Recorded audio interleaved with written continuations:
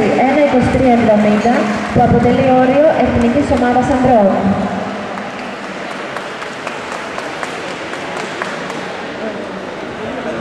Απονομή στο αγώνισμα 200 μέτρα επιφάνειας εφήβων.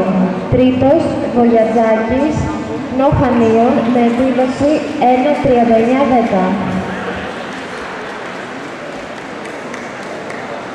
Δεύτερος, Κουτσούκος, Δελφίνια Περιστερίου, 1-36-84. Πρώτος, Οικονομόπουλος, Ανώ Αργυρούπολης, 1-33-79.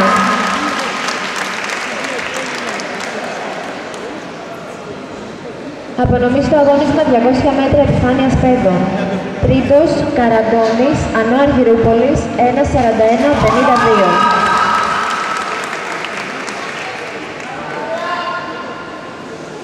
Δεύτερος, Τριπολίτης, ΑΟ Αιγαίου, 1-39-70.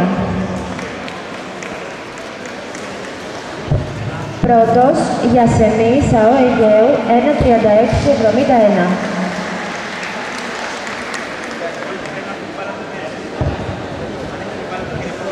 Απονομή στο αγώνισμα 200 μέτρα επιφάνειας καμπέδων Α.